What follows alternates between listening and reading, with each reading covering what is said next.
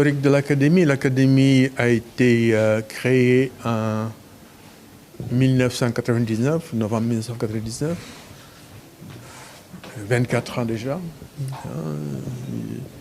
C'est une jeune académie, si on regarde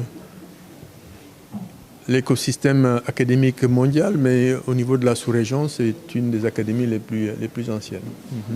Pour ça, notre mission première, c'est de réfléchir sur un certain nombre de thématiques, de sujets, de questions qui interpellent notre société.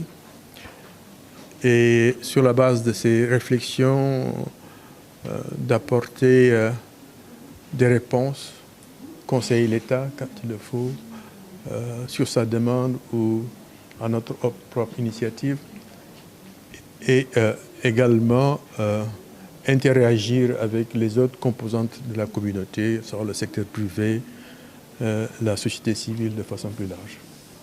Donc une mission principale de conseil, mais en même temps une mission d'impulsion, de coordination, de mise en synergie des acteurs de l'écosystème de la science et de la technologie au niveau du Sénégal.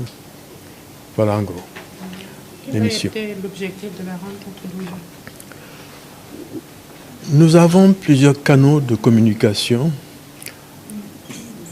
Ce que nous avons organisé aujourd'hui est un de ces canaux. On organise chaque mois, le dernier mercredi de chaque mois, une séance de lecture, une séance académique, au cours de laquelle nous invitons d'éminentes personnalités du monde universitaire et de la science et de la technologie de façon générale, à nous entretenir d'une thématique d'intérêt stratégique pour le pays.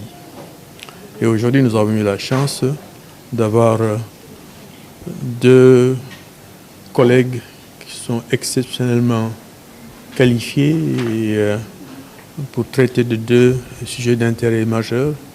Le premier sujet avait trait à ce qu'il a appelé transmission, comment une institution comme la nôtre doit se projeter dans le futur, à l'horizon au moins d'une génération, pour essayer d'imaginer comment elle sera organisée et comment elle va contribuer aux questions qui interpellent le pays aujourd'hui, demain et après-demain. La situation des hôpitaux est relativement difficile et complexe.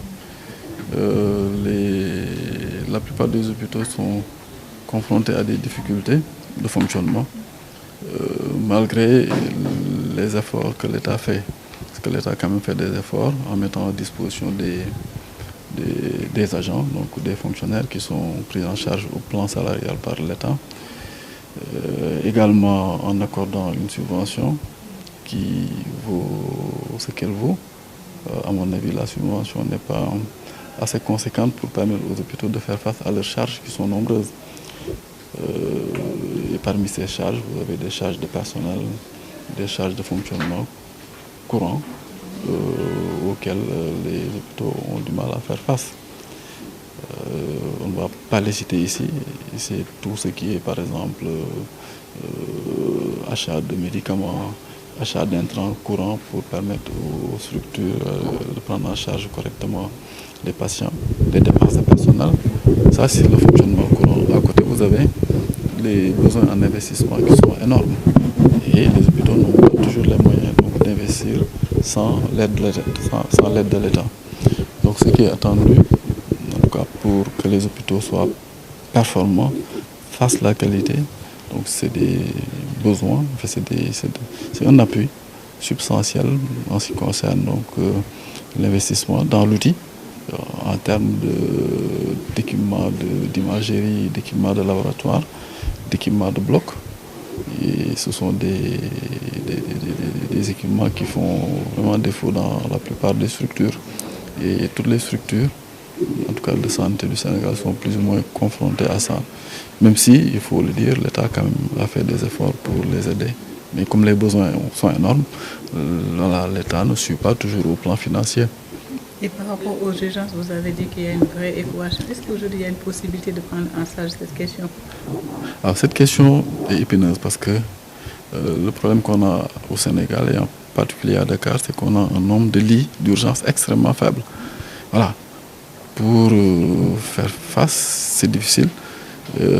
La difficulté a été accentuée avec la fermeture de l'hôpital de Dantec qui prenait en charge une bonne partie donc, des malades qui ont besoin d'être pris en charge en urgence.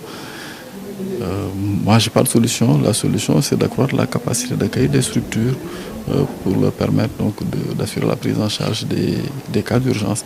Et je sais qu'il y en a beaucoup. Il y a régulièrement des accidents de la circulation, il y a des pathologies qui surviennent d'un coup et il faut intervenir. Et c'est un vrai casse-tête. Vraiment, je sais que le ministère a pris la chose à bras le corps, mais voilà, en tout cas, il reste entier. Les populations se plaignent toujours de ne pas être prises en charge lorsqu'il y a urgence, voilà, lorsqu'elles sont confrontées, ces populations, à des malades qui ont besoin d'être soignés, parce que voilà,